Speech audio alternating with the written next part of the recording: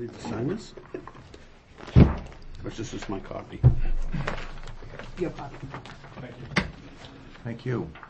Good evening. Welcome to the Goffstown CIP committee meeting. This is our first one we've had. There's a few new members to the board this evening. My name is John Heichel. I'll be chairing this meeting this evening.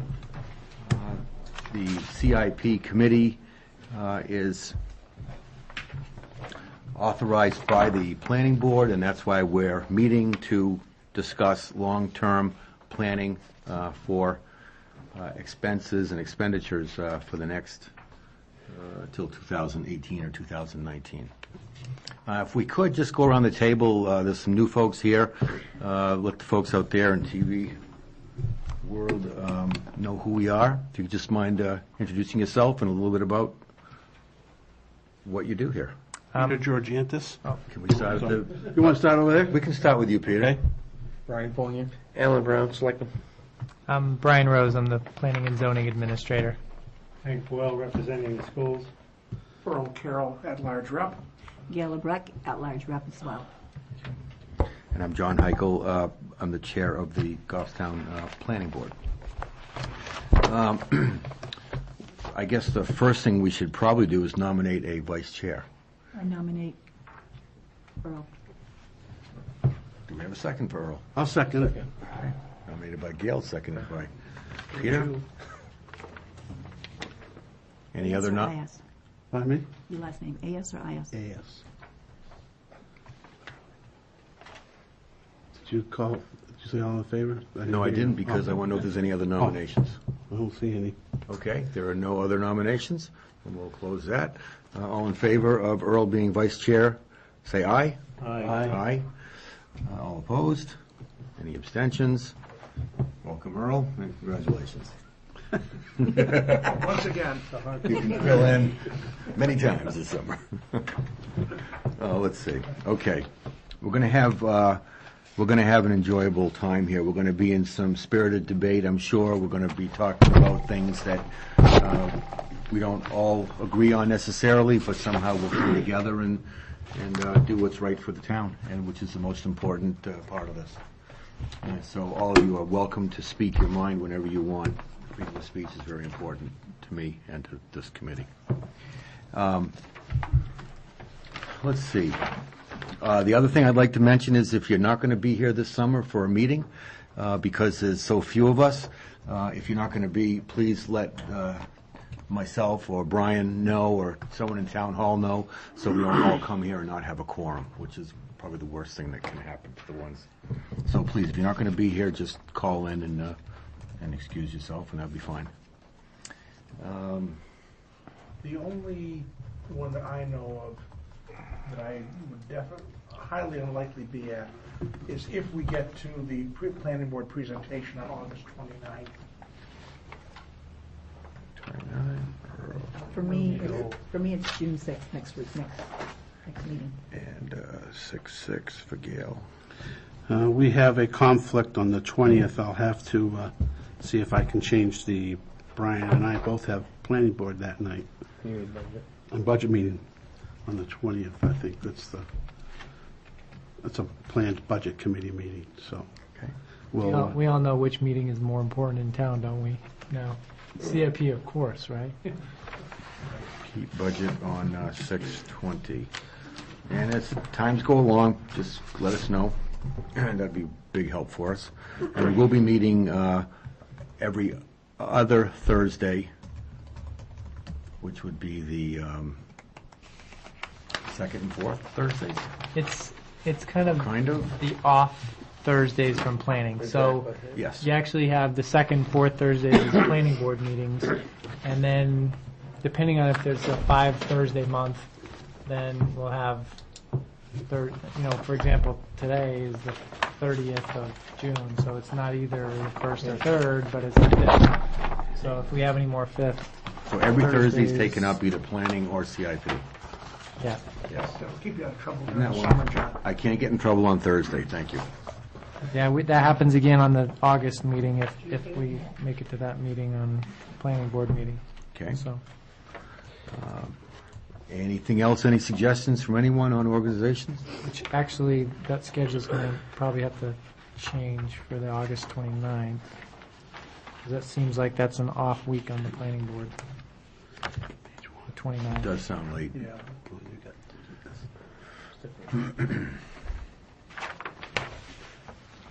We may have to push that back to September. Presentation, okay. Why are they different? Anything else? Earl? Yes, I think the one thing that we've toyed with on and off over the years, John, is whether or not the stuff that's been on the matrix for years and years needs to be reviewed in any great depth.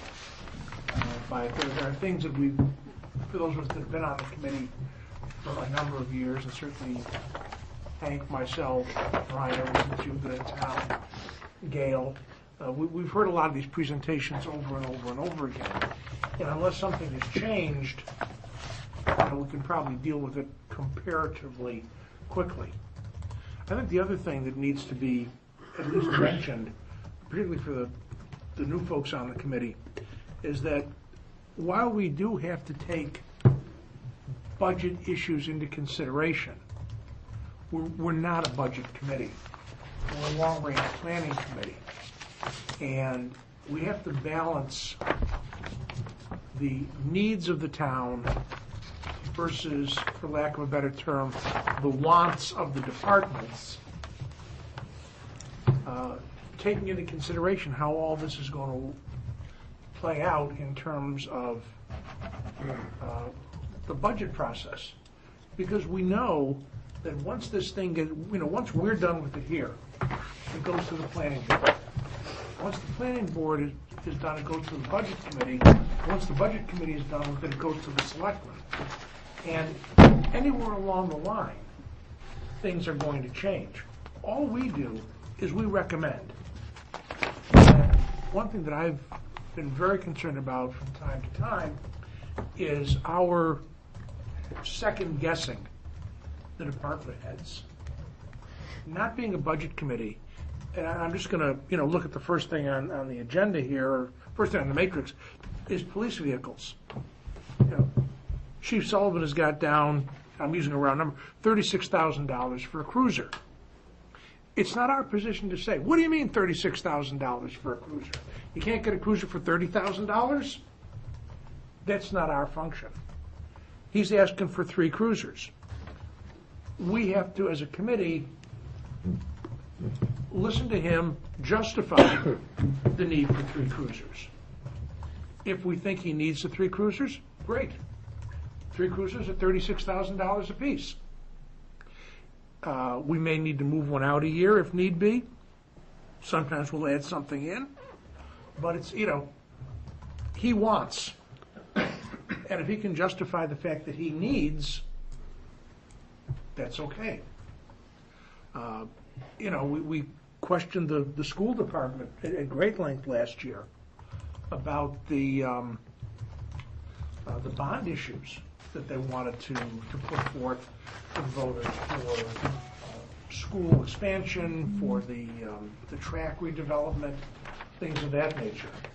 Again, the fact that they had $7 million on one line and $3 million on something else, not ours to say, what do you mean $7 million, what do you mean $3 million? But it is our job to say, you want it, you got to justify that you really need it. And we put it in the matrix and see where it goes from there. But we have to keep in our own minds that we're not a budget committee and we're not here to second guess the department heads. We're here to evaluate what it is that they're telling us and say, do we need it? Do we not need it? Do we need it, but can it be put off for another couple of years? That's how I see the function of this committee. John? Thank you. Peter? First of all, just the process is, Ed was almost right, is that actually the CIP goes to the Board of Selectmen and then to the Budget Committee, because the Board of Selectmen get their shot at it first, and then that's what goes forth to the Budget Committee. Not that I'm disagreeing with Mr. Carroll, but I've sat on this committee before, and we also looked at spreading out expenses when we've sat here before. And I've served with Mr. Carroll before, so I think he knows where I come from in some cases like that. So, although I do agree, but we also need to look at the degree of necessity, and I hope that everybody doesn't come in with an A or however we're doing it now. What class? 1, 2, 4. 1, 2, 3, 4. Yeah, if everybody comes, what's the ones that got to have right away? Is that what it is? Yeah. Okay. So if everybody comes in with a 1, well, everything can't be a 1, so, and that's what I look at when I go through. I may suggest something that's a 1 and move it to a 2 or a 3. That's how I look at it. Brian? Just so you all know, you have, I handed out the most current matrix, the one I've been populating with all the information from all the worksheets you got all the worksheets in the book, but we try to put it all together into one matrix, and then that should be the document that we're most closely looking at. Obviously, we'll be looking at the worksheets as well for reasoning, why they're requesting certain things. But you should be able to see pretty much everything in that matrix. Now, I never get it right on the first one. There's always some mistakes here and there, and so please feel free to make a comment and change something if you see a mistake or something that needs to be changed. And I'll try to make that update for the next meeting that we come to. So. Okay, thank you, Brian. Brian, did you have a question? I was the only comment I had was, he was talking about when you're saying the expense of it and whether it's needed or not. The only problem I see with that is Pete can tell you there's several stuff that came through on the budget last year that was in CIP that they had trucks in there for $60,000-$70,000 for a pickup. I don't know about you, but I have a pretty nice pickup, but I didn't pay $70,000 for the thing. I agree with you on that. So, but but- what I'm saying is, that's not our function to say, you shouldn't be spending $60,000 on a pickup truck, you should only be spending $45,000. I understand that, but what happens when it comes through at CIP, that's what gets budgeted, because that's what slides through. But the budget committee gets a shot. I hear you, Brian, and I know your experience, my experience. We all have a diversified background from different areas, and vehicles is certainly what I do. So I know we all are involved in this sort of thing. I sat on the budget committee for I think it was 7 years, but it might have been 6. But whatever, it was quite a while. So I got to see how this whole process worked very well. And Dan Cloutier was the chair, and he made sure that we all understood the process. So I'm quite clear on it, but I'm always ready to learn. So if we could, any other suggestions or questions on organization? Let's move on. Let's move on to the next one. There's no 5. Are you, I see okay, we'll move on. 6. Mr. Chair, Yes, sir. I'm sorry, one more thing. We did receive the schools matrix, or their worksheets and everything. They're usually about 2 weeks after everybody else. So because they have a delayed submittal time, I haven't put their information into the matrix yet, but you do have the worksheets because we received them today. So we put those into each of your booklets. So you'll be able to see on the worksheets what they're working on doing, but not on the matrix yet. Okay. Just one question for Yes. Brian. You already have them on for the June 6th. Is it your intention to move that out? No, I've got to make the matrix changes and get it That gives on. nobody a chance to look at any of that until they walk in? Is that how you normally do it? Well, typically, yeah, I throw the new matrix on the table on the night of the meeting, and we do it that way. I'll make my best attempt to try to get meetings that don't have only a 1 week time frame. I'll make the matrix changes in the first week and try to email it to everyone so you can look at it before coming. That's awful lot to throw at somebody without even having a chance to look at it, isn't it? That's not a good answer for me, I'm They- sorry. Yeah, It's a lot to absorb over, you know. I got the information today from them, so I can't do any better than that. Well, we can Right. reschedule them, that's what we have that ability to do that. Would that be accurate? We can, I just prefer to not try to reschedule people if it's not, because obviously they'll set their schedules, having the schedule sent out to them early in advance. So, I mean, it's up to you, I mean. Pete, could you just explain why you want to, because I'm Have an interested. to hear ability why. to look at it before they come in. You know, they're going to have the same sheets that we just got tonight, right? Yeah. Which we just received tonight. Right. And we don't have a chance to go through until we actually get them in front of us. Something as large as the school, I know they've got some serious stuff coming in. I would think we would want more than 15 minutes to look at it, or to get a chance just to look at it while they're presenting. I went through that at the town meeting, and I didn't like it, you know, I mean, I like to be able to look at the information before I just have to say, you know. Well, the one thing I would I say can is, formulate my questions before, if they're standing in front of me. one thing I would say is, you know, they're going to be presenting those things to us that night. The committee doesn't make any decisions on it that night. It's always, you know, they'll make a presentation, and then, you know, over the next few weeks, we'll take in all the rest of the presentations, and then we'll consider everything in the last few meetings.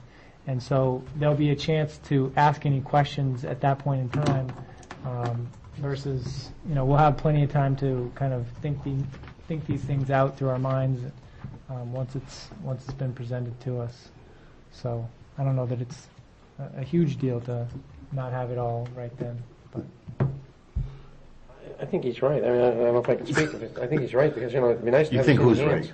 You think who's I think right? Peter's right. You should have this in our hands, you know, in advance a little bit, so we look at this. Rather than come to the meeting, be sitting here looking at it going, you know, you get a lot of numbers to absorb and a lot of things to look at. Other than that, we're just going to be listening to their part, Exactly. what they want, and we're not going to know what they really You have no say. opposition to come up with Yes, it. Henry. Comment. You got police and fire tonight, you just saw it tonight. Exactly. I- It's not easy, that's for sure. So, But I I had know lots some- of good intentions of getting it to you early. Callback. I understand that I the wasn't able to even do callback, that. the callback's a month later, or over a month later, almost 2 months later. All right, I just, Sometimes it's not a perfect world. Let's, we'll do the best we can. okay, so we're And starting. I hear what you're saying, though, I appreciate that. And for as many times as I can, I'll get that to you guys early so you have it. So, and I'll make an attempt to even get it to you like Monday or Tuesday, that way you can look at it for a couple of days. My fear is that, you know, and I think I understand what Peter's talking about, that if we don't really know what we're listening to, what we're hearing, I mean, the possibility is we don't recommend it. I mean, and or we don't embrace it or give it a 1 or a 2.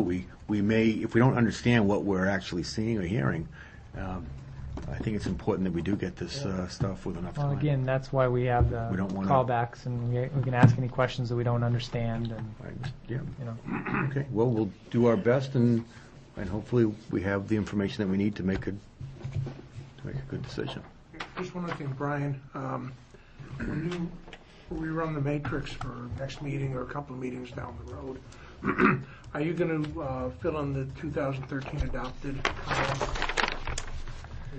It's, well, yes, to the extent that it's not filled out. There may be, you know, certain things in there that didn't make it in just because I needed to, you know, verify with the finance department. I did try to put in where I knew the things that had gotten adopted, Yeah. but there may be other things that didn't. Okay. Only because I think it's going to, as we review this thing, getting more and more into the process, it's going to be helpful. Yeah, I went ahead and put the special articles on, the ones that went through the voting, but anything besides that. And also, I think I put the road plan on there, $1 million for the road plan.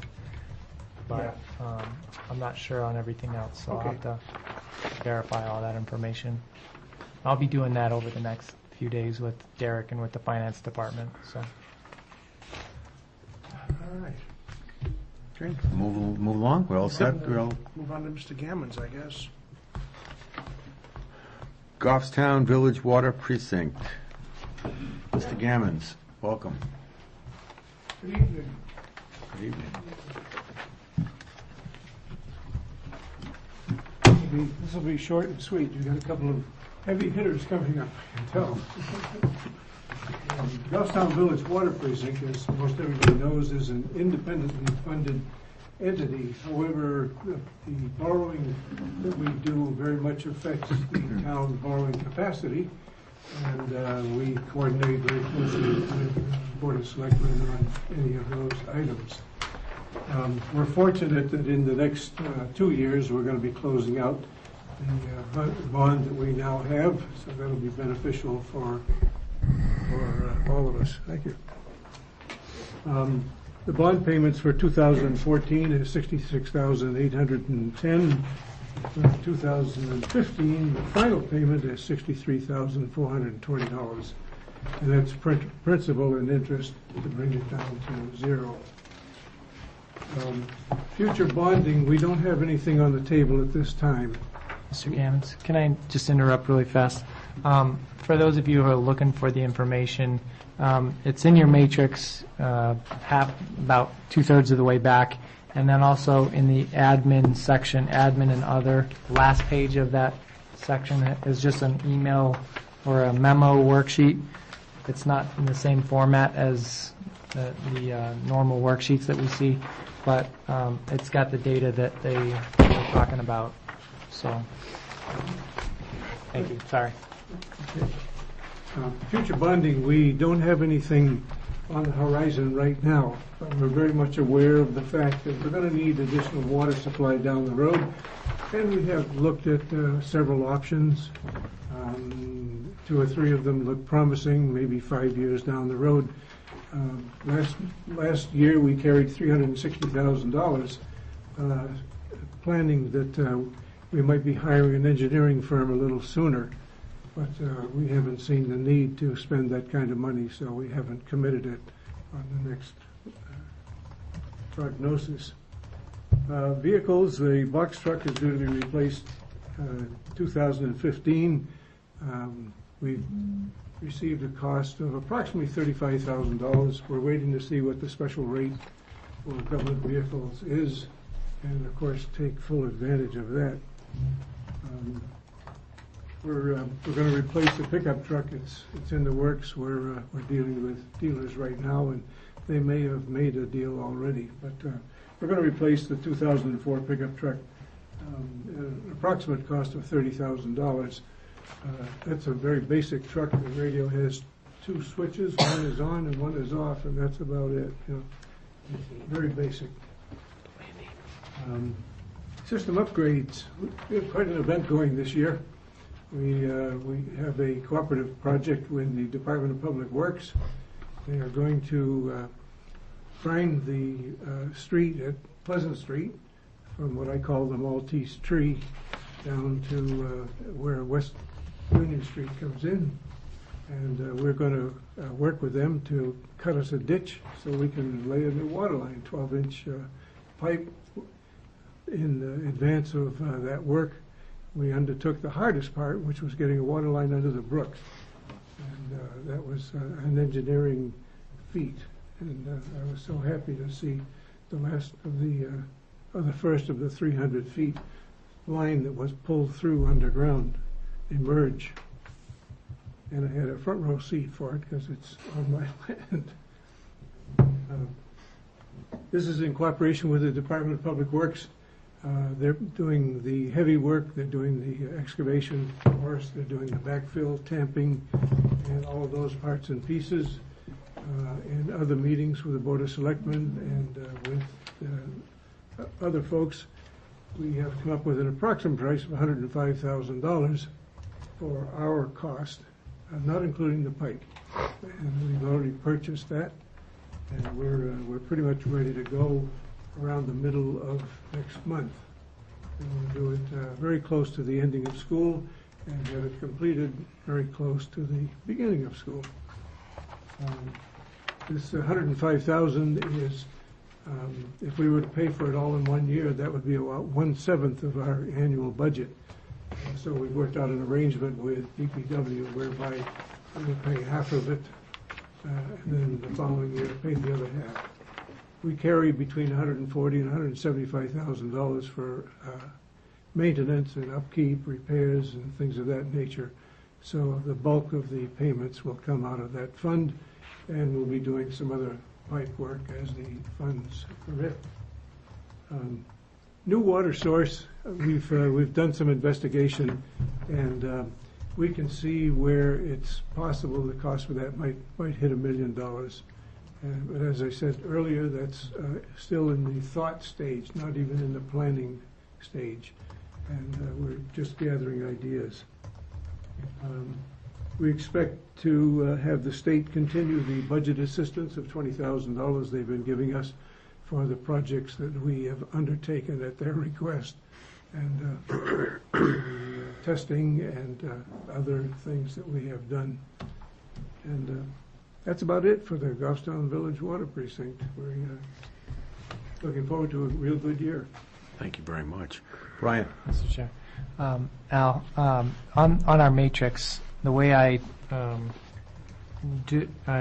did your upgrade to the water system line is for this year, well, for 2013, under the adopted budget, even though you sort of, it may not really matter for yours because it's money that you deal with, but I put on there half of that, 105,000, 52,500.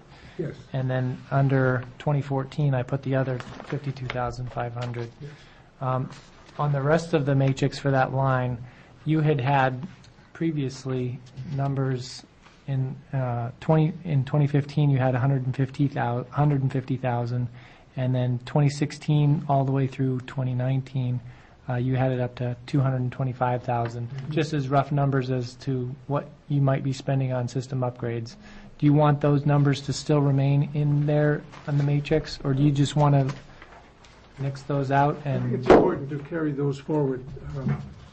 Some things develop overnight that require attention, and some of the things, we did a leak study this year. We hired a firm to come in and walk around with a leak detection device over all of our pipes, and even some of the residential ones that have been giving problems.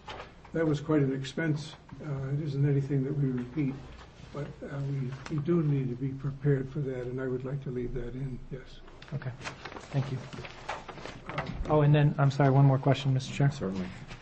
On your memo, you have the new water source and the $1 million plus or minus. Yes. Do you want that to reflect on the matrix, or is that too many years out Too that many years it couldn't fit on this matrix? No. Okay.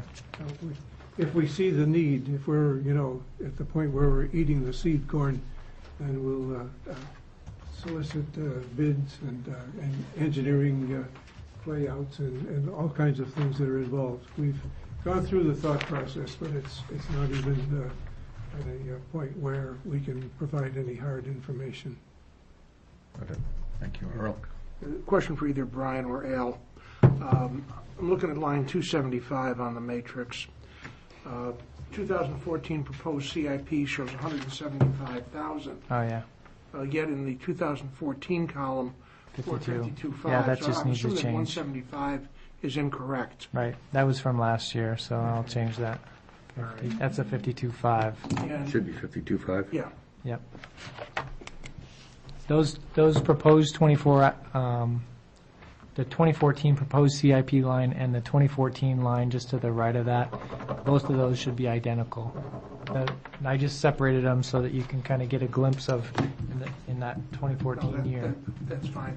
And Al, I know you talked about the fact that the future well and upgrades are out in the distance somewhere.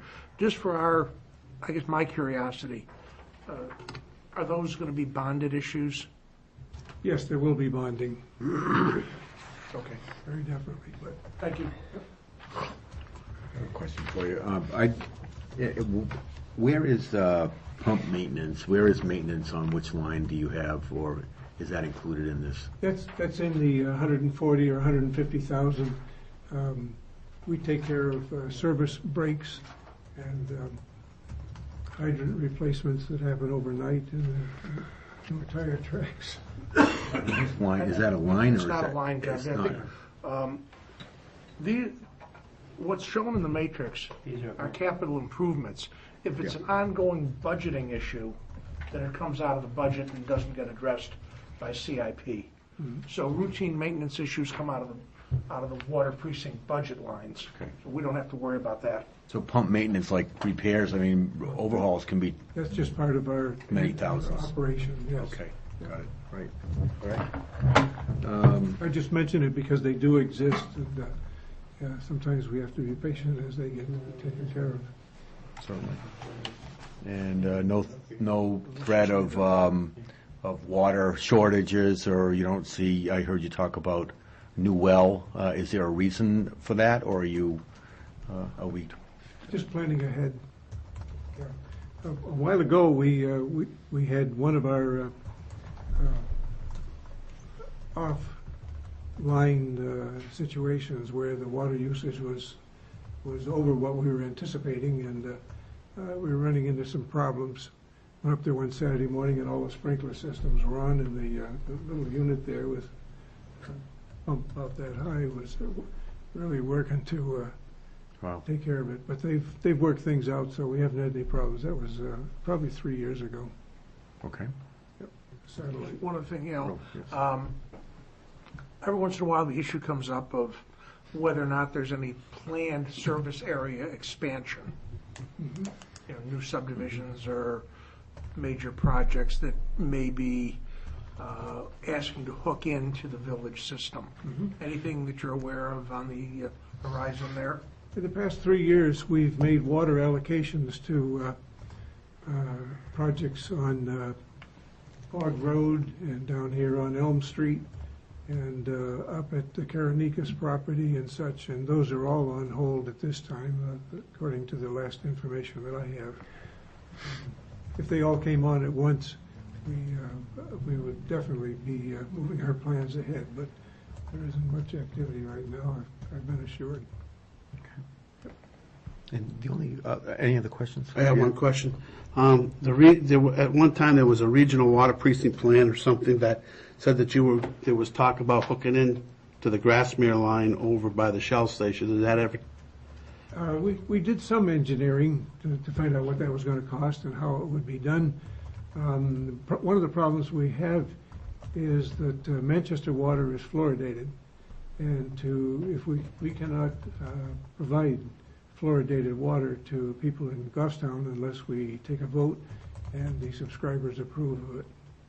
I forgot what the percentage is, but that's one of the problems. The other problem was, or the other situation was, we really didn't feel we needed it. It might have been a tight situation for a while, but that's usually August or September, and then using the wells and the tank that we put in up on High Street, we usually take care of the situation so that we're all set for first attack for whatever is needed. So no fluoride in the village water. Nice. Any other questions, comments? Just a question on bonding. When you talk about bonding, isn't there sufficient revenue to pay for things as they're needed, and why a bond? Bonds tend to cost more than what you actually get out of them. Yeah. Everything that we're doing now is we're doing out of income. The work on Pleasant Street and some of the other projects that we're going to be doing. There'll be some water line extension in Main Street also, and we've already been thinking about that one for maybe 5 years, so it won't come as a big surprise. Okay. Mr. Chair. Yes. Generally, as a normal practice over the past many years, the CIP matrix has shown bond payments in it, just so that the committee and people are aware of what payments are in the works, even though they've already been designated and approved in a town vote some years back. I mean, for example, for the village water precinct, they've got 2 bond payments left in 2014 and 2015. of a 1995 bond that's been out there for, 20 years. Right. And so this is showing that there are payments left to be made on that, but it's not something that we necessarily have to worry about putting extra money in the budget for, because it's already a budgeted item. I think, John, in answer to your question of why a bond, if, let's say that they're going to put in a new well at the cost of $300,000, $500,000, or we've got here, $1 million to upgrade the system.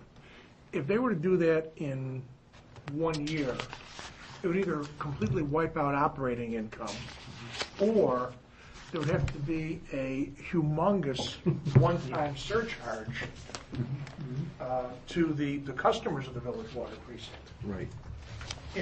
Unrealistic, can't do it. I understand. I get it, but I'm just, what is the cost of that $1 million over 20 years? That's all. We've been very successful working with developers. The main reason for doing something like this would be if, say, Bog Road came alive with, 65 units over there? 76. 76 units, yeah. And if that came alive, we would be doing some serious planning. But we've worked with the developer, too. And we've always done that. We did it when we worked on the loop that we put down, came off the main run and went around to Elba Street, and the developers worked in all those. And we even were plugged in with Viking for Karanika's land, a beautiful setup. And it was unfortunate that it died, because they were going to pay for some very extensive work up there, painting the pumping equipment, doing all kinds of work, laying the lines, doing the excavation, and it was really sad when it died.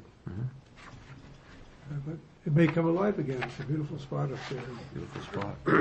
Like a nice golf course up there. Then you'll need some water.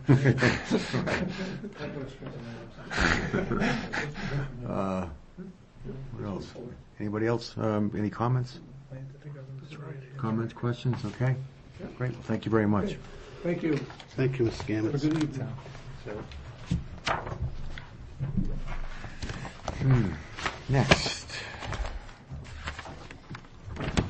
is the where's my page? Fire Department. Fire Department. Well, I just say that just for formality here, Grassmere Water Precinct was here, said that there wasn't anything to talk about, so I just want to make that a record that they were here, but Bailed. but nothing. Yes, nothing to speak on. Next, Fire Department. Chief, how are you today? Good evening, how are you? Great, thank you. Thanks for having me. Once again, the Fire Department here is before the CIP Committee to both thank you for your service and in consideration, because I can't tell you the importance, the level of importance that capital purchases have to your Fire Department and to your ambulance service. Without a doubt, public safety obviously takes a important seat when coming in front of your folks every year to plan ahead, because a lot of our items can be costly. Just looking back to fiscal year 2013 and the process since the last time I sat in front of you folks, we obviously the fire department presented several projects. But there was only one that's actually survived through to fruition to the voters in March, and that was contributing $75,000 towards the Capital Reserve Fund. And just to kind of give you some, you just go a little further back on that, when we requested $250,000 to be added to the Capital Reserve Fund at that time, and again we wound up with $75,000. We're grateful for that because it's important, as you see, as we talk about in a few minutes about the needs of the fire department and the cost of apparatus today. Real quick, I'm not sure if you had an opportunity to review the program that I submitted, I believe, a couple weeks ago. which gives you an overview of the fire department's needs, its apparatus, and its worksheets in submission forms. And at the end of the program, you'll notice on the last 4 or 5 pages, I also included the cost of doing business. And I think some of you may have already seen this before. I know so the Budget Committee's probably seen this, and I'm not sure if I submitted this last year also, but it gives you a good idea how much the fire department basically commits to a certain type of incident, whether it's a motor vehicle crash where we need to rescue somebody with the jaws of life, we have a vehicle fire, somebody in cardiac arrest, or we have a house fire. And just to give you an overview of what a typical engine or ladder truck or even an ambulance would cost nowadays. Some of those numbers are already stale and need to be adjusted, but it gives you an idea what it costs to keep your fire department running on a day-to-day basis. Real quick, what we'll do is we'll overview a few of the needs as they pop up in priority. But in the program that I gave you, if you look at page 8, what I usually typically like to do is give you a 20-year snapshot on vehicle or apparatus replacement, because to us we like to look out further than just the 5 or 6 years that you may have on your matrix. This is what I do. This is what I want to look out and make sure that we don't have bunching up. And you notice that in 2014 we have bunching because some of the vehicle purchases have been deferred, and it's caused us to bunch a little bit. So, but if we can get through 2014, you'll notice that as we go through the rest of the 20-year cycle, that a lot of the purchases are spread out. So we're not shouldering a lot of the added costs onto the taxpayers, and it doesn't really create spikes in the tax rate whenever you try to buy a new fire truck or an ambulance or a ladder truck. Just to give you an overview again, just talking some of the apparatus manufacturers now. The cost of a new ladder truck nowadays is $1.1 million to replace today. To replace a engine, or what we call a pumper, it's anywhere between $500,000 and $600,000. And when you talk about replacing an ambulance, it's anywhere from $150,000 to $225,000, depending on the type of chassis that you're putting the ambulance on. So again, these costs are definitely considerable, so we want to plan those out effectively. Looking at the following page on page 9 of my program that I submitted, is we try to take what you'll be looking at in your matrix, and this is now your 6-year process, and it kind of blows it up a little better so the font's a little easier for us to read. Page 9 is your vehicle section, and page 10 is the other capital projects that we have considered in the near future anyway. And you notice in 2014 we have the replacement of Engine 1 and Squad 1. You'll see it says C Engine 1. Well, what's happening there is since 2009 we've been looking at consolidating the apparatus. When we first explored the replacement of the ladder trucks, we noticed that with technology and modernization of apparatus, we have the ability to consolidate some of the vehicles that we have. When we purchased apparatus 10, 20, 15 years ago, a lot of times the apparatus was basically built for one task and one task only, whether it be for pumping water, for a ladder truck, a rescue truck, or a tanker. What we're noticing now with the advancements of the mechanics of apparatus, we're able to combine functions. And it has to happen because basically we don't have the staff we had back 15 years ago, or even 10 years ago. 10 years ago, there was 10 full-time firefighters on duty each day. Today, we're down to 6, okay? And that could go down depending on budgetary issues. So we have to have apparatus that's more effective, more efficient, and you can use it with less people.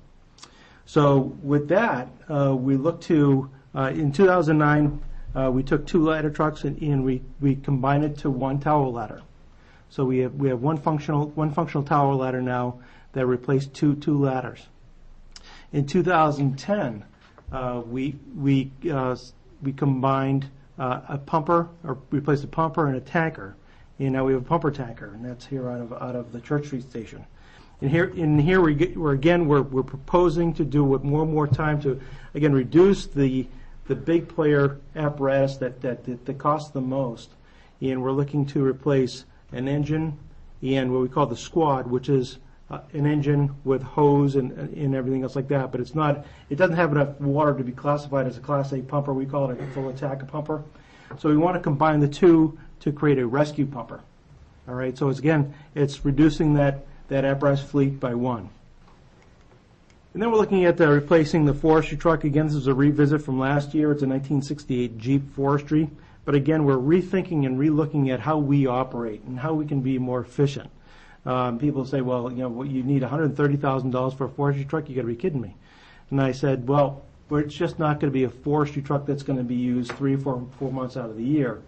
We're going to the concept, and I think it was this group that first came up and questioned me on that when I first got here. Is just, why do we send a $600,000, $500,000 truck, fire truck, to a medical call, or to a wires down call, or to a carbon monoxide incident to just check conditions?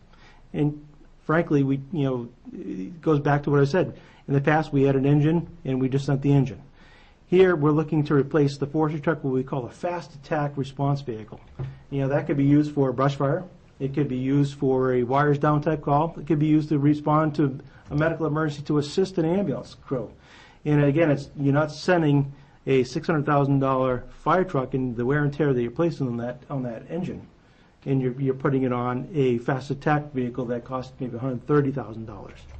Again, and I feel it gets the crew there quicker, more efficient than having a big fire truck show up at a residential structure. And again, if there's another problem that we're seeing, especially this past winter when we had the snowfall, is in Goffstown we have a lot of residences that have less than desirable driveways. And what's happening, what you'll see is you take a ride around town and take a look at some of the driveways just coming out of town and look at some of them. The grade on the driveways is well beyond 8 degrees, and they're usually dirt or not well maintained. And usually at least once or twice a year we'll get one of our big engines stuck in a driveway because they've been called for a fire or chimney fire or a house fire, and we just get it stuck in there. And every time we do that, we run the risk of damaging our vehicle or creating a lot of problems or even getting our crew hurt. If we have a quick attack unit, we could send that in there quickly, assess the situation. We'll have water. It'll have a fire pump on it, so we can control a small fire or at least start fire attack. So again, that just shows you that we're looking to expand the role of our apparatus, so it's just not sitting on the floor waiting for that one particular call or incident that it's designed for. We just can't operate that way anymore. And then you'll see that we continue to operate out of from 3 ambulances, and we try to cycle the replacement of an ambulance every 3 to 4 years. And again, this is part of that cycle. Just a quick reminder that the funds used to replace ambulances come from your designated EMS Special Revenue Fund, and it's not from taxation. So whatever is available in the EMS fund will go to purchase that vehicle. Then again was to rethink or look at the need to put more money into the capital reserve fund for fire apparatus. Now you notice last year we asked for $250,000. And now if we look at replacing our Engine 1 and Squad 1, we're reducing that fleet. So now we can look at budgeting a lower number for that CRF on an annual basis to keep the apparatus fleet going. We don't have to pay for that extra piece of apparatus or replace it down the road, so we don't have to budget for that. So we've recalculating that out on future costs of replacement. If you look at $150,000 per year now versus $250,000 a year, we're able to replace the apparatus when needed. So it's you look at, say, for example, in 2019, we're looking at replacing Engine 4 for $600,000. Now, that may not, if capital reserve works the way it should be down the bottom of the page, we'll have enough in capital reserve just to pay for that. So it's not, the taxpayers aren't going to take a one-time hit on that on their tax bills to pay for that replacement of that engine. Excuse me, Chief. Now that you're talking about the capital reserve fund, what I'd like to do is, enlighten the rest of the committee who may be unaware of how you were able to leverage the capital reserve money that we had a few years ago for the tower truck and the bumper tanker. Actually, back in 2009, we had two aging ladder trucks. We had the ladder truck here out of Station 18 or Church Street, and we had one in Bernardville. Both of them were failing structurally. It was costing us a lot just to find parts for both of the vehicles. They were obsolete, and frankly, it was very difficult for us to keep them in serviceable condition. We were in trouble. We were in the position of trying to find $1 million to fund that project, and I knew it was. And we were diving right in the middle of a bad economic time. We submitted a grant through the Assistance to Firefighter Grant Program, which is out of the Department of Homeland Security, and we were one of 3 departments awarded nationally to receive funding for a new ladder truck. And the feds awarded $712,000 towards that $1 million ladder truck. And we had $420,000 already in place in the capital reserve fund established a year or two before. And because of that fund's ready to go, we were able to accept that grant offer without having to have an emergency town meeting to get funds.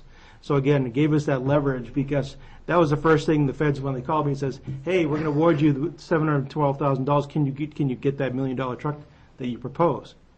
I says, "Well," and he says, in 60 days. So they didn't even know, but within 60 days. And because we had that capital reserve fund, as the Board of Selectmen being the agents, we were able to go through a public hearing and get the board to vote to expend that money. And so we were able to take that $712,000. Otherwise, it would have been very, very difficult. And then we had some money left over to leverage towards the purchase of the pumper tanker down the road. So we basically took the remaining funds available in that CRF, and again, it deadened the blow, I guess, to the taxpayers.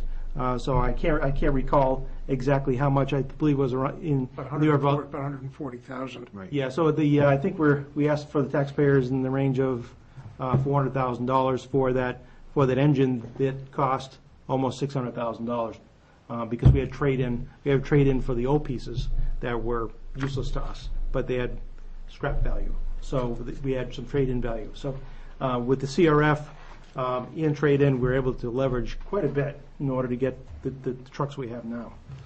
Just to follow up on that, I have a couple questions on that.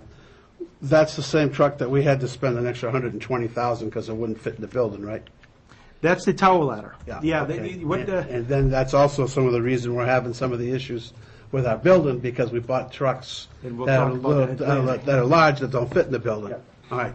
Yeah, well, There's a big picture to the story. There's a big picture. Another $1 million to upgrade our stations because we spend money to buy bigger and bigger and bigger all the time. So, what Mr. Georgians is talking about is the fact that the reason why the feds were willing to give $712,000 is because typically what they call rear-mounted tower ladder would cost about $800,000, $800,000 to $825,000. That's typical. The height of that vehicle is about 11.5 feet. It can't fit in our stations. It's just too tall. So because of that, we have to buy what we call mid-mount, and it's specially made so it's lower. It's a lower clearance to fit in our stations. Because of the extra design features and the work to build that truck, it's $1 million truck now. It costs an extra $150,000 or more just to get that truck to fit in our stations. And we'll talk about the stations there in a minute. But no, it's a good point. Again, we're purchasing trucks that would have to fit in our stations. And if you stop by and see that pumper tanker, it has a short profile to fit into the station, but it's long. It's a long truck, so I mean, it's a very nice truck. It's very capable of putting out fire, but it's not a typical fire truck you may see in Manchester, Concord, or Salem, because they've got larger stations, or even Ware. Ware was able to buy a truck that was relatively cheaper because they've got 14-foot high doors in their station. But we'll talk about that. It wouldn't be cheaper to raise the roof, I assume? Not that I don't know if that's where... Yeah, we looked at it several times, and there was engineers that took a look at that, and it's just structurally, it's not feasible in any of the stations that we're looking at. Because when they're built in their day, they're just, for example, Station 18 on Church Street was built in the 50s. And, it's built to 50s standard code. And that's the thing is, if we raise the roof today, now we have to build the roof to today's code and today's structural engineering code. And you might as well just wipe the whole building off and start all over again. And we'd rather not do that, but we'll talk about that. Okay. Any comments, questions? No? Okay. Thank you. So for 2014, and in your worksheets and actually your program's got some photos if you ever see some of the apparatus that are out there. The reason why we need to replace engine 1 in particularly this year is the fact that 2 years ago we had frame failure in the middle of the vehicle. You know where the pump is. You look at the pump; it's right in the middle of the truck. And because of the water leaking and other things that go on with the age of the vehicle and the quality of the vehicle is we had frame failure in the middle of that, frame rot in the middle of that vehicle. I said, well, I took it to a certain frame and spring specialist down in Londonderry, and they were able to patch it for a reduced price versus replacing at the time. Because again, at that time we're in the middle of trying to get the ladders replaced. We got another engine and pumper tanker we're replacing. To throw in another engine would just be too much at times. So we patched it, and the folks down in Londonderry said, "You got 2 years." He says they'll kind of like bless it for 2 years, and beyond that you kind of run your own, and you really need to look to replace it. So here we are. Okay, so realistically, we're presenting here in the summer of 2013, and realistically, by the time this goes to the budget digestion process and the voter approval, this truck has got to somehow stay in service and run on calls for at least another year and a half by the time it gets done with production.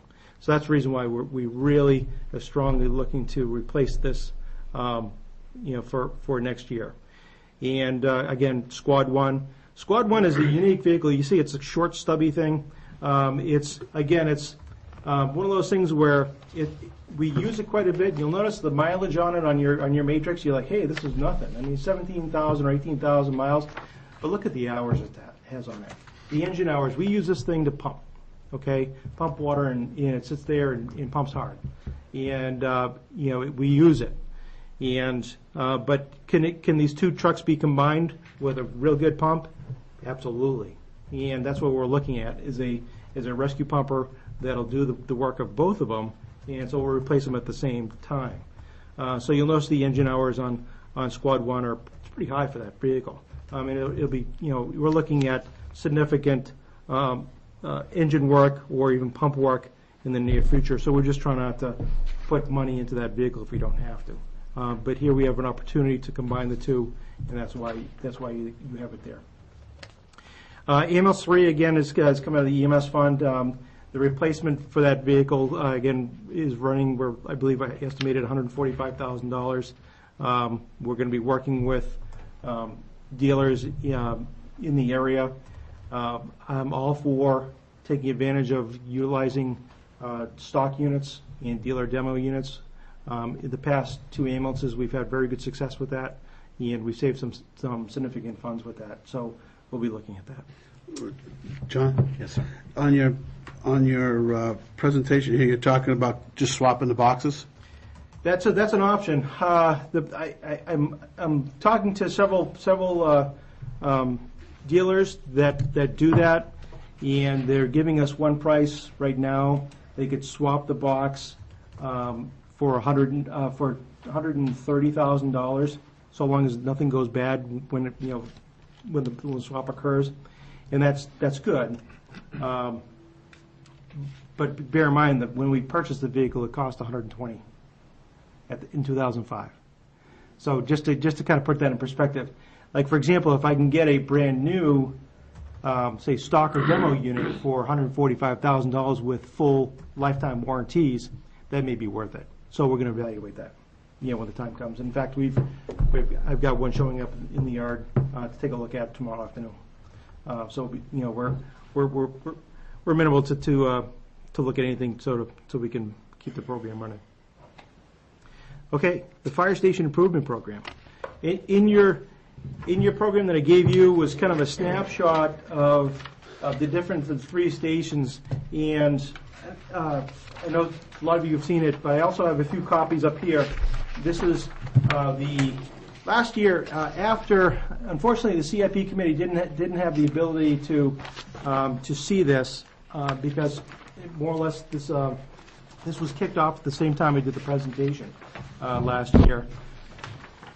Was the Board of Selectmen approved a fire station improvement committee to be formed and to examine where the town probably should go to look to rehab or look at their fire stations.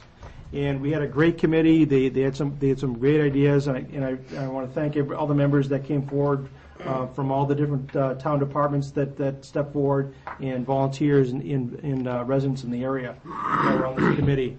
And I brought a few copies with me if you'd like to see it. But the committee says, hey, let's not throw the current stations away. It may be more cost effective for us to rehab or upgrade and renovate the current stations we have, and possibly do it all at once or under a single bond, and perhaps do the project over a number of years so it doesn't disrupt our day-to-day response services to the town. So without a doubt, without going into too much detail, is all of our stations are cramped. All of our stations are ineffective for what we do now. I give an example. Station 18 here on Church Street was built in the 50s. Look back in the town reports and the records, and back in the 50s, that station responded to about 100 calls for that year. This past year, Station 18, just Station 18 only, responded to nearly 2,000 calls. 2,000 calls. So you see how these stations are doing the best. We don't owe them a dime because they're doing the best they can. They're holding up with the pressures of a busy operation now. So we're looking to rehab the 3 stations and begin the design build process next year. And through the program, you'll see upgrades not only to the core building, the roof, and say the apparatus areas, but also, for example, in Station 18 Church Street and Station 17 on Turtle Hill Road, and 19 in Pinardville. We're looking at some modest expansions to them to accommodate those larger apparatus that Mr. Georgiantis was talking about earlier, is so we can fit modern apparatus in without buying specially custom-built things that fit into the smaller bay doors that we have now. So the plan kind of gives you an idea, really rough sketches on what it would look like, but also gives you an idea the size of the magnitude of any additions that are in each station, and looked at basic costs that are associated with that. We did get some costs from a couple builders and architects, both that work in the area, and we feel that the number that we're presenting forward would cover that. Any questions on that? I know that's a huge project for us, and I think that's something that merits further discussion. We're going to have open houses to have anybody from the town to stop in and take a look at and see how connected we are, and how we need to do something. Again, these buildings have basically relatively remained untouched since they were built. Station 17 was built in the 70s, and Station 19 in Pinardville was built in the 60s. And what you see is what was built back then. Thank you. Alan has Just a a quick question. question for you, Chief. You're saying 2,000 calls on Church Street alone? What the reason why the number is so high? Every station goes to a yeoman's number of calls. We handle about 2,300 calls annually, but because of the way we respond, for example, if there was a fire alarm activation at the nursing home, the county nursing home, all 3 stations are going to be dispatched to that because of the size of the building. Okay, it's a huge building. If we have a fire there, we're going to need all hands working. Obviously, if there's a medical call for example, a medical call in North Mast, Station 18 is just going to handle that call versus any other station. Right, but you said you had 2,000 calls alone from this one station, correct? Correct. Now, what does that log entail? Is that, I mean, what are you going out for calls? Everything from medical calls to service calls to fires, building fires, car fires, you name it. So it's not all, but it's not all fire call, I guess what I'm trying to get to. No, you're absolutely right. About 60% of all of our incidents are emergency medical related.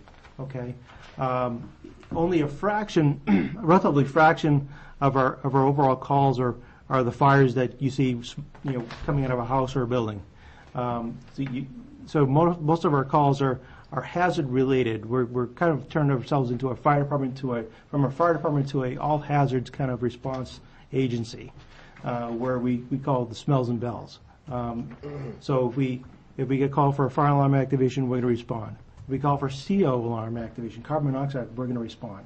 Or if you have somebody spill 30 gallons of gasoline in a storm drain at the New Cumberland Farms, we're going to be there. That's the way we roll now. We're just not a fire department. I have one question. I don't know if Earl got this. Go ahead. We just went through a vehicle matrix, and I'm looking at your vehicle matrix here, and in 2015, it's showing net fire vehicles of negative 305,000. But you're looking at you're the big matrix? Yeah. Okay. Let me take a look at that. Yeah, that's my fault. There's a 500,000 in the anticipated capital reserve fund so that needs to just be removed.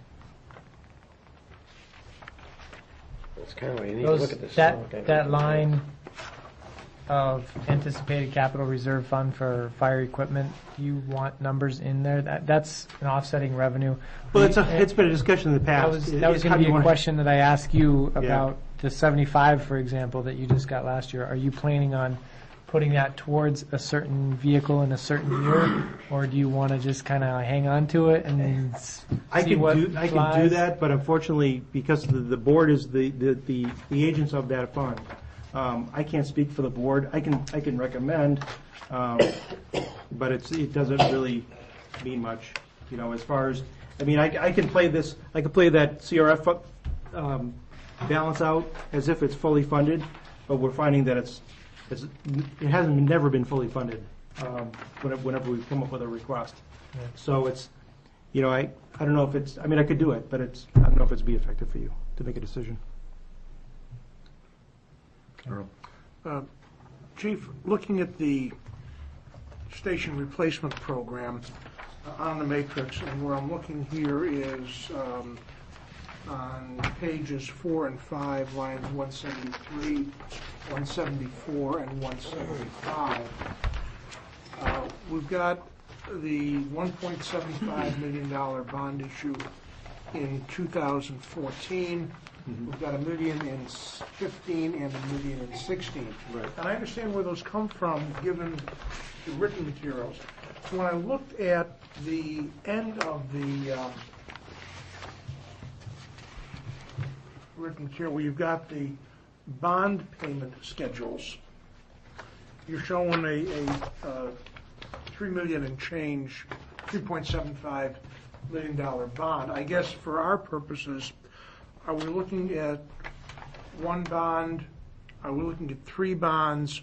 Or are we looking at one bond with 3 drawdowns? Well, I've been talking to the New Hampshire Bond Bank and also Don Dorr, finance director, and he says he's typically they want it for for cost-effective reasons or to save some money, you may want to have one bond issuance. That way you're not paying for three. And I would recommend that.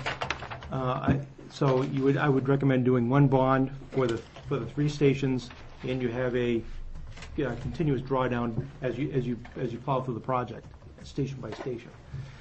Talking to the USDA, actually they have rural government grants that are like 3%. There's ridiculously low interest rates, and they've been in contact with me and said, we saw in the paper, or we saw in the media that you're looking to redo fire stations, and we would like to do a government-backed loan with you to save you some money. That way there's no bond issuance fees. But again, if we get to that point where, say, for example, the project's been approved by the voters, that's when we can go to, I can work with the Board of Selectmen to determine maybe the most cost-effective way to fund the project. But again, you would look at a bond or a loan in this particular case.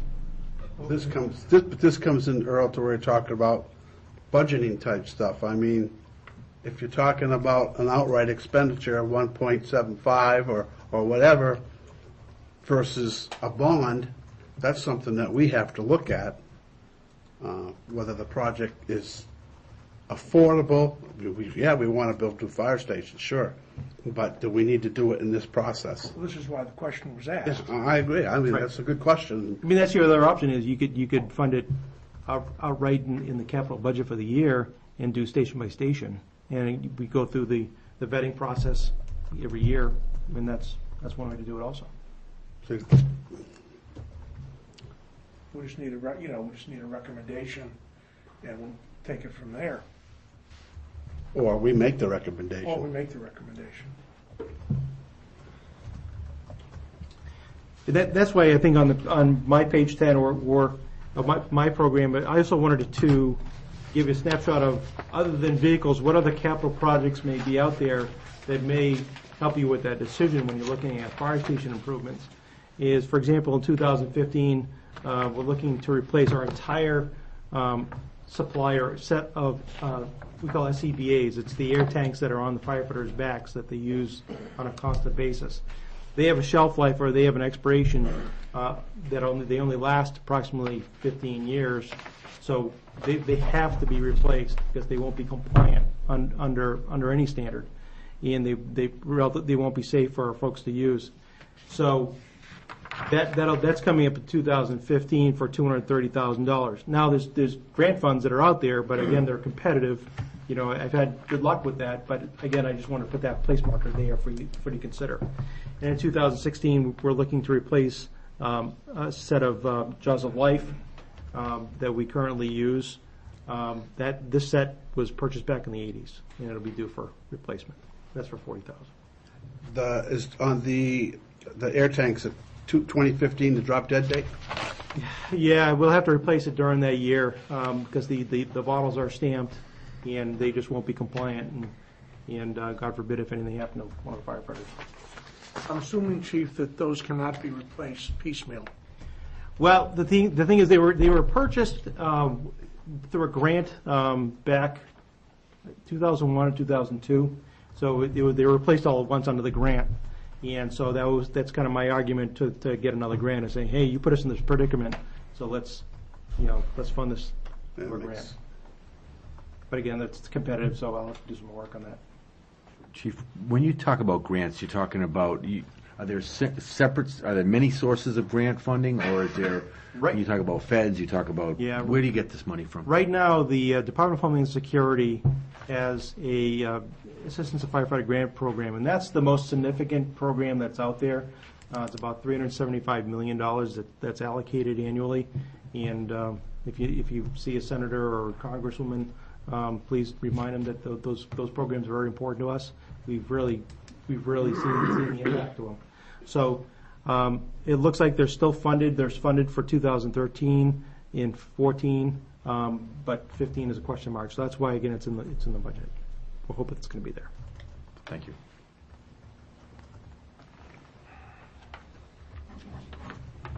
Any other questions?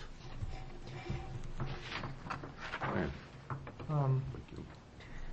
I'm just going back to the issue of the 3 bonds versus the 1 bond for the fire station improvement thing. I'm just trying to figure out how I should best show that on the matrix. Should I just show it as, the $1,750,000 in the 1 year, the $1 million in the next year, and the $1 million in the year after? Or should I somehow put $3 million, whatever that $3,750,000 all in one line as an offsetting revenue on 1 year? Like, is it going to hit the taxpayers all in that 1 year? Or is, if you have the draws every year, is that going to hit the taxpayers each year?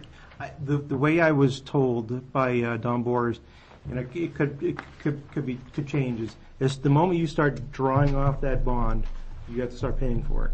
Okay, whether it's the $3.75 million or the $1.75 million. I'd recommend getting a bond or a loan for the entire amount. I'm not really sure if there's any costs or efficiencies or any savings, say doing the projects all at once. But it also reduces the argument, and it was discussed during the Fire Station Improvement Committee process, is if you separate them out, you may get into a certain situation where the voter looks at a warrant article and says, well, this is for improvements for the Church Street Fire Station. Well, I live in Perniville. Why would it doesn't affect me. So you may not get the level of support, knowing that really it's just the fire department in general that needs the improvement. So having the entire project of 3 station improvements all in one bond, you may likely get that favorable vote for that bond when it comes time to the voters looking at it. I'm just trying to figure out the best way of showing it on here, though, since it's kind of a split project, but That's kind of a not split Something like a decision project. from you guys, I guess. One direction or another. That way we can move forward. Yeah. I mean, you got, I can get you, I don't know if it's our decision to make that decision, but, I mean, if it's to take a look at, if you're talking about bonding, whether it's one bond or 3 bonds, it's still a 30-year cost, or whatever the length of the bond, and that's the way it should be 20 year. presented. Yeah. 20-year bond or whatever. Yeah. And that's the way it should be presented, I would think. Am I right, Hank? Or, I mean, you've been involved in bonding before? Yeah, but never one like this where you want to get combined basically 3 bonds into one and do the projects 1 year. Right. Well, the school had the same thing. Like, it seems almost like we should show it this way on the CIP matrix, but when they go to get the bond on the special article, that they should just ask for the whole amount, but explain that it's going to be split over 3 years somehow. But that distorts your matrix if you do it that way. Absolutely, that's the problem. Yeah, I mean, I'm trying. that that's why I'm distorts asking the question. matrix. I don't understand I saw the best way. I saw a bond payment schedule in here somewhere. that was last year. What I did last year is I put it all in one. Well, that's what it was. It was in, It was last year's presentation, and you saw a bond schedule for the entire amount. I think the interest rate for the bond was 4 point something. it was really low, and I think it hasn't changed. I can do the same thing. I can create a bond schedule again for the entire amount. That way, you have an idea.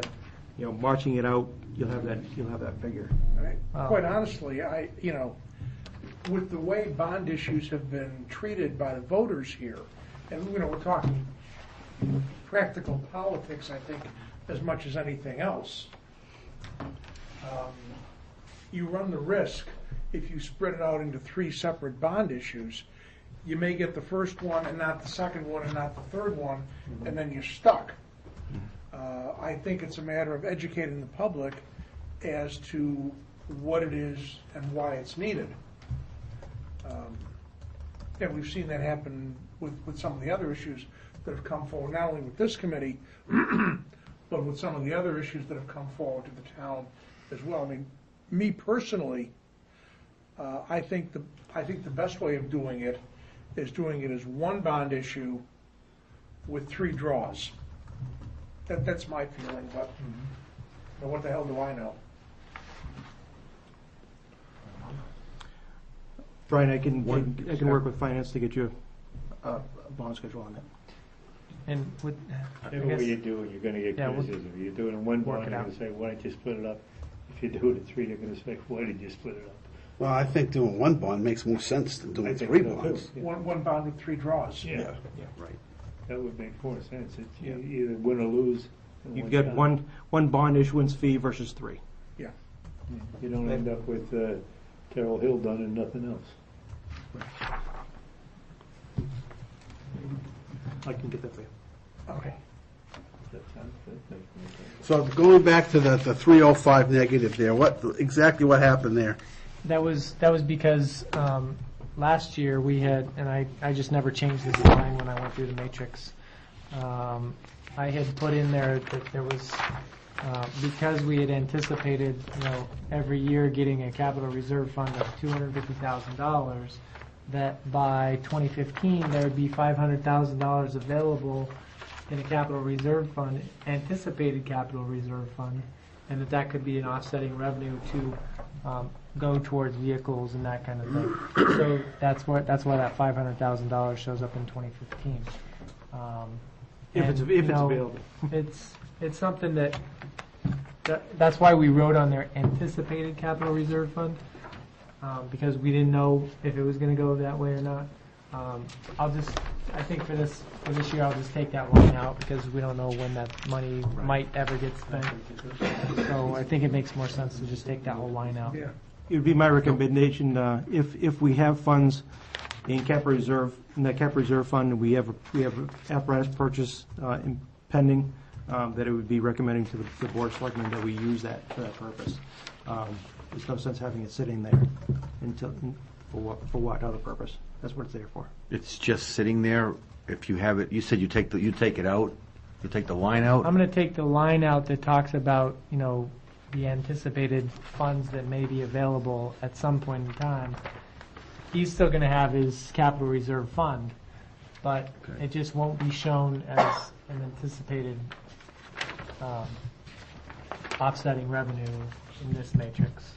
Right. If that makes sense. You'll see that in the budget as it's presented to the voters, more likely. Any other questions? Comments? No? Thank you again. Thank you, Chief. All right. Great presentation. Any questions, feel free to give me.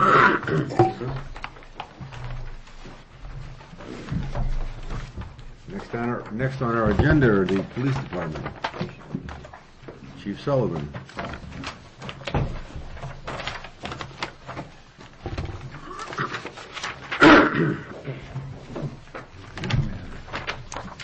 Well, the chiefs pass it out as saying, Earl, I don't know if you've looked at these sheets or if anybody else has, like page 23, 24 of the fire department. Yeah, I know. Put in it. But I don't understand, I'm sorry. Let me see, go the other way. We got a bond payment, it just shows bond payments of $1 million. Yeah, that's, That's not a bond payment. It should be Hey, on that's a it bond. should be on the bond line. I think it's just a mistake that it was on that line. On the that's the subtotal. bond amount. Yeah, I'm just saying, I'd hate to see the bond if that was the payment. I think, I everybody also, have one of these, we got an extra one. we have an extra, we're short one person, aren't we? You can line your bird cage with it if you'd like. I'll take. I have extras as well, so. Because I prefer the cat box. Okay. I want to give a copy to Sue and to Dawn. So I'll take that. Thanks.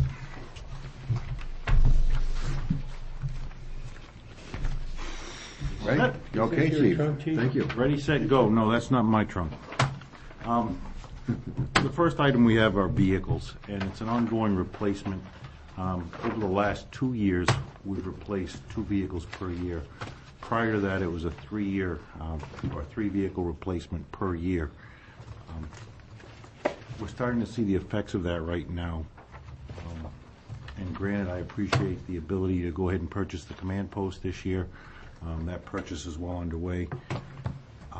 However, currently I've expended 55% of my vehicle maintenance line. as of April 30th for repairs, et cetera. So that's a concern. I'm looking to replace 3 vehicles. They're all first-line vehicles that I would replace, and the vehicles that came off the front line would be then brought down into support roles, either detectives or command vehicles, and then sent to highway as we usually do. I'm going to try and clarify. We have police interceptors. That's what they call them now, not the Crown Vics, but police interceptors. And when they call them police interceptors, there are 2 models, I guess you'd say. There's the sedan and the SUV. They're still both called police interceptors. My request here is to go forward with 2 of the SUVs and 1 sedan. My long-term goal is to eliminate the Ford Expedition we currently have. I've pushed that out this year. We've backed off on using that as far as mileage because of the fuel cost, and the fuel usage of the Interceptor would be far less than the Expedition. And as you can see, the cost is also substantially less. The concern here is the ability to tow the CERT trailer and several of our other trailers, and the tow capacity of that police interceptor. So we're looking for 3 vehicles, 2 SUVs and the sedan that we currently have. The reasoning behind that, and the difference between the sedan and the SUV, is just about $2,200 difference. There's a mile per gallon less fuel mileage for the sedan, the SUV, less than the sedan, so the mile per gallon is not a huge issue. The other thing is comfort and equipment. And I'll make a note that these photos, we grabbed a camera that hadn't had a battery in it, replaced the batteries, and now they say 09, but I can assure you these pictures were taken 2 days ago.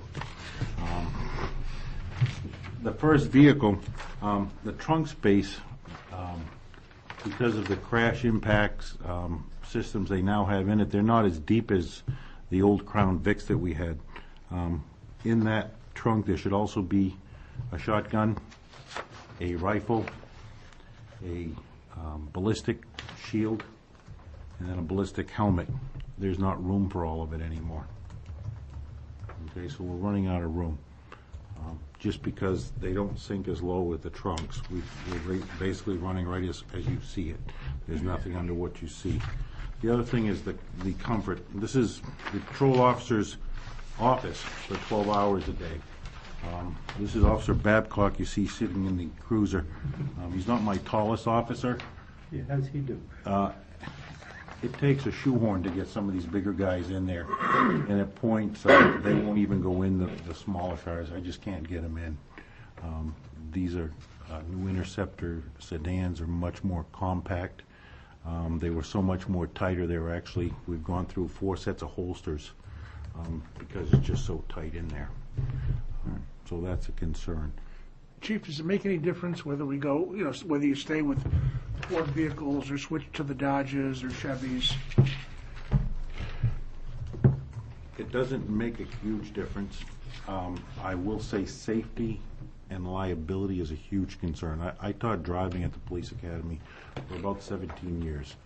I've driven the Crown Vics, I've driven the Interceptors, I've driven the Chargers, I've driven the Impalas, the Capris, the Expeditions, in backing exercises, etc. The blind spots have all increased in all the vehicles. It's just the way they're constructed. I will say that you have less blind spots in the Interceptor than you have in the Chargers and the Chevys. That's just from my personal experience and other instructors that I've worked with. So. Interceptor is Taurus? I'm sorry? Taurus, is that the Interceptor? Yes. Okay. It's on a Taurus body. And actually the SUV is also on a Taurus body, as I understand it. So. On the chassis? On the chassis, I'm sorry. Yeah. John? Yeah. Which vehicles will you be eliminating? replacing or eliminating? Eliminating. My intent is to eliminate, after being able to test out the ability of the Interceptor SUV, my intent is to get rid of the Expedition. That's my intent. I'm talking about, but you're replacing 3 vehicles you proposed, right? Correct. Okay. So which are you going to be, are you replacing or are you adding? I'm replacing. So which ones are you replacing? Okay, you said, I'm sorry. You said eliminating. Well, I'd be replacing line 6, which is a 2010 Crown Vic, which is at $48,000 currently. Then I've got the 2009 Crown Vic at $59,000, and the 2009 at $59,000. So I've got two 2000. 19 and 20. And we're averaging between 30 and 35,000 per year. Now, those would be replaced as frontline vehicles, Those would come back, yes. and my guess is that probably line 9, Right, 9, 17, and 13 would probably go bye-bye. yes.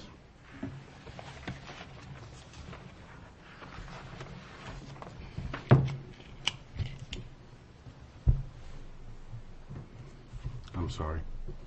That's correct. But I will qualify that's our intent, but if we have a wreck at some point, that it's not worth replacing and the timing is off and everything else. Well, we've never held you, No, or any department chief, to, this particular vehicle. because Absolutely not, but, something can break down and it's not worth but fixing. it's fair to put that right out on the Yeah. table for the new member. Just one other thing, I noticed on your priorities, you've got some 5s and 6s, and last time I looked at the CIP worksheet, there were no 5 and 6 categories. Yeah, we were warning about that. Just as a Line- note, I didn't look very closely 10, at the 11, priorities. 12, So those- 13, 16. Under the department priority. Yeah, I would have to reevaluate that. Yeah, I mean, if all I'm saying is, if you could just deal with Brian to update those as necessary. I will take care of that. They should probably all be, 4s probably or something. well, I'll work with you, Okay, Whatever. We'll sit down. At least 3s. Yeah. because it's not all going to be on worksheets, because we don't have all the worksheets for every vehicle. Okay.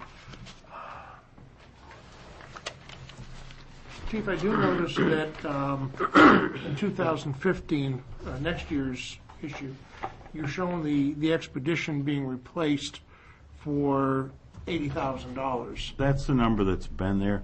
It was pushed out. My intent is to get rid of that thing. It was actually, I believe, due to replace last year. Pushed it out to this year, and then we pushed it out again. If I can bring in the Interceptors and it works to our standards and our needs, as far as I'm concerned, we'll be eliminating that vehicle. Would it make better sense to put the 36,103 on that Expedition line, so that you're then, I don't believe so, because if it doesn't work out, then we're just underestimating what the actual cost will be at that point. So, Question? Okay. The question we had was, you have an Expedition for 80,000, Chief O'Brien has it for 45. Oh. That's the difference between yellow, red Red- and blue? red paint's cheaper. Red and blue right now. I will check that number. Blue paint's expensive. Just keep in mind, a lot of the equipment that I'll be transferring over, Yeah, that's a, from the old unit to the new unit, so other than graphics, it's probably just the vehicle on my end.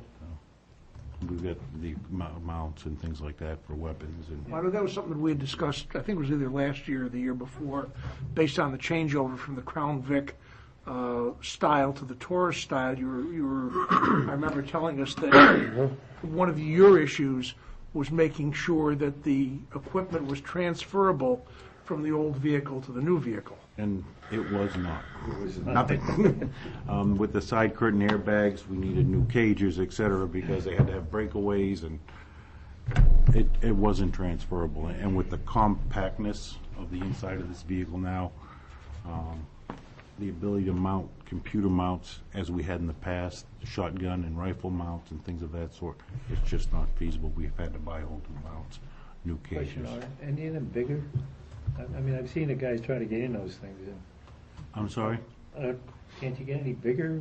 I The see a guy idea- trying to get in, it's like sitting in a suit. The idea is to get the Interceptor SUV, which has more leg room inside. It has more work area inside. So that's part of the reason to get the SUV, is to have more work room for the officers in that vehicle. So does these numbers of 36,103, does that include your swap over for the Swap equipment? and over everything? everything, equipment, correct.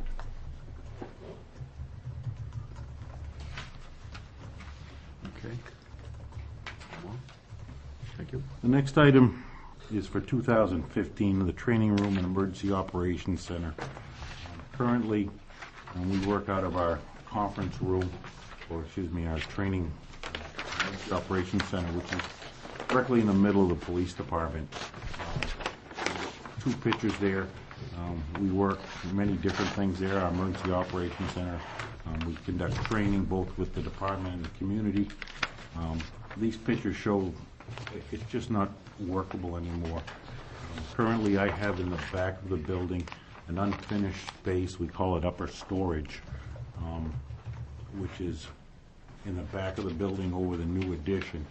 And we've spoken with emergency management, EMPG grants, performance grants, as well as Homeland Security. They've indicated that there is like likelihood, not a definite with the way the budgets are going, that there could be a soft match or a 50-50 match for that upgrade. The amount of $83,000 is what we estimate to be the total for the upgrade. That would allow us to have a training room and an emergency operations center. And it's gotten so that I think we use it 2 or 3 times a year now. So it would give us permanent phone lines, computers, conference tables, things of that sort. That's DHS also? Grant money. Emergency management or Homeland Security. FEMA. Okay.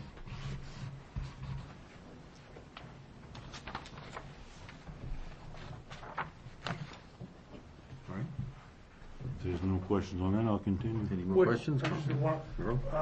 Would that operations center also be usable for general training facilities, meetings, Absolutely, things of that nature? and that's my intent, is to have it as a training and operations center, a combination with whiteboards, et cetera.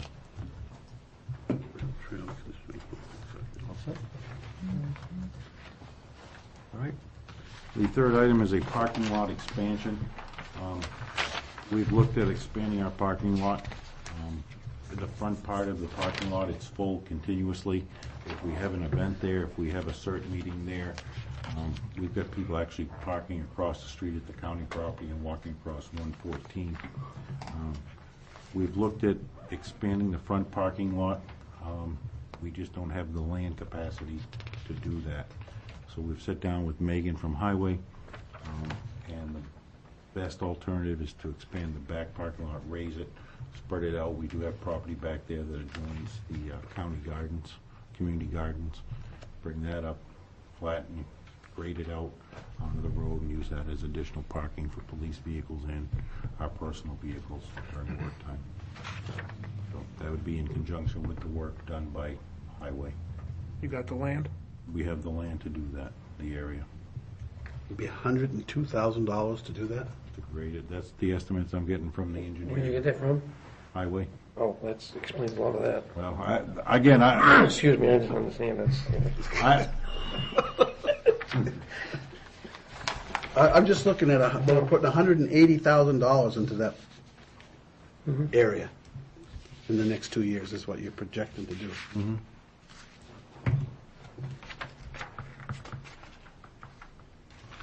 final item came to light right around the 1st of May, which was great news during CIP.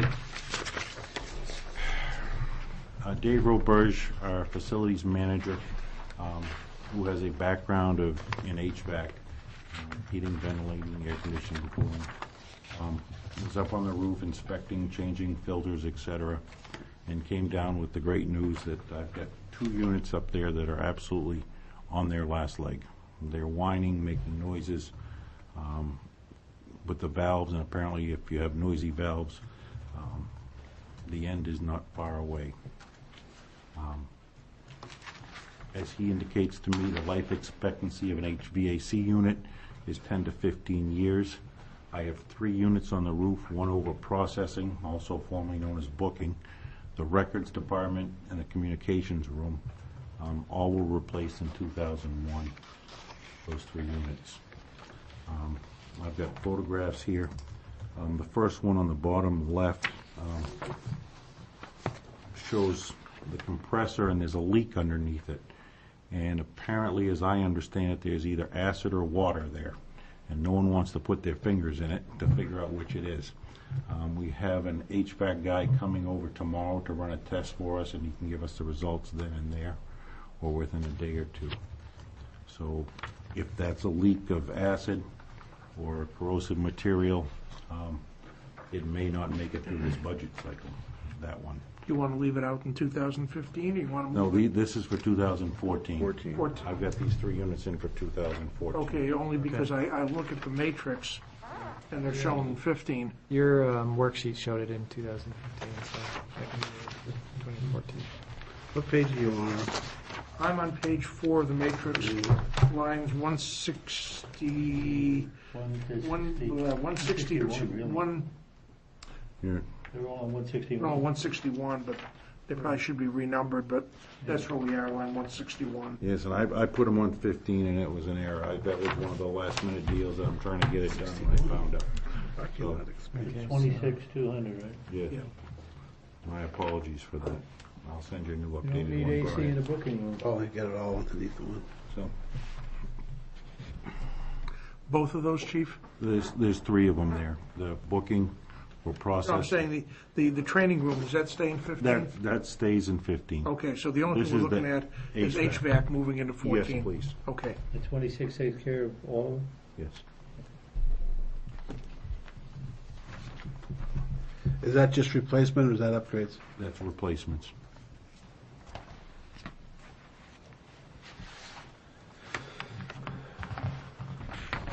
That's 3 units. 3 units.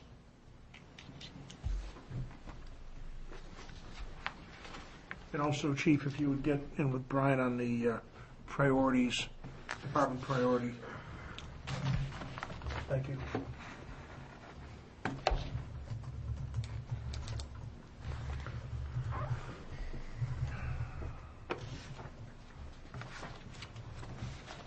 Any questions, comments? This is one of those, the department's a closed system. We don't have windows we can open during the day, and it is what it is. It runs off all the air that comes in. It's just through these systems, so. You want to speak about the entryway? The final one is the entryway. This is I'm a sorry. 2019. What it is we've currently, where we're situated up there on the, I guess, the hill or the flats, if you will, we have snow actually drifting in our main entryway. The wind starts blowing it up, it opens the doors. We have rain that comes in there. And the heat in the wintertime, there is none. It's just cold. Our idea is to get a second set of entryway doors down towards the end of the walkway, and with a covering, not a full enclosure, but a covering over the top to cut down on the wind impact on that. The concern is the inner lobby is all tile. Someone falls and slips, and that's the concern.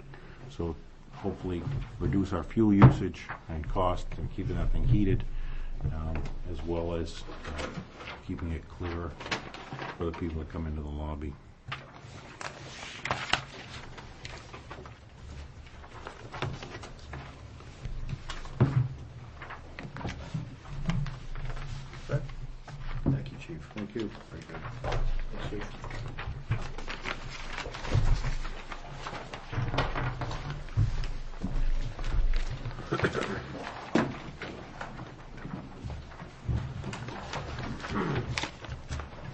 think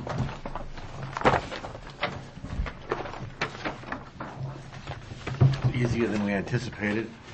Well, that's pretty normal. It can be- I mean, it's normal, The but average. it was average, it was good, you know, it was, seeing it for the first time tonight is not the end of the world. I think we have a good understanding of what's going on. Can I take it from you guys? Right. And we will keep with tradition in at least one thing, and that will be getting out by 9 o'clock whenever we can. But everything else is wide open.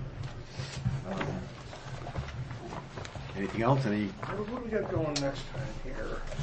Next time, Library and school. School on June 6th. Gail won't be here. Won't be here. Is school gonna be ready, Brian? Well, they've submitted their stuff, and it's just a matter of me getting it into the matrix, so Oh, it'll be fine. It'll be ready. Who's gonna come in, Ray? Right. Ray LeBoard. They were supposed to come in this tonight, weren't they, originally? Yeah, originally they come tonight. That was the reason. We did do a bit of a change up on the schedule, so you may be right, I can't remember. We finished tonight. Those cruisers are small. You see, one by 6, They are small. I mean, he's almost 7 foot, you should see him try to get into it. it is surprising the way that what they're doing to police cars now. He's so small the first time, I remember they did it. Oh, my God. And the view, and I mean, there's not a lot of good viewing out of them. Well, a lot of that is on them because we're continuously complaining about driving the box. They didn't like driving the box, the Crown Vics, Right? So they forced everybody to change. Well, those Crown Vics had a flaw that the engines were in the back, and, if you get in an accident, then it explodes and whatever. No, that no. was. Crown Vic? No, It's the way the fuel tank was mounted. Right. Yeah. Or, yeah, the Right fuel up tank, under the not the back engine, seat. but the fuel tank, I'm sorry, yeah. Yeah, at an angle up in there. It's kind of tucked in there. Good. That's not a Volkswagen. But I'm just saying, that was the best alternative now is what they got, so. yeah, they could have been better. The SUV, Yeah, I mean, for 35, 40,000, you could strip one of those old ones down and completely make it new again and have plenty of room. Just one of those. Motion to adjourn? Second? Second? Okay, we have a motion, we got a second. All in favor? aye. Good, see you in 2 weeks.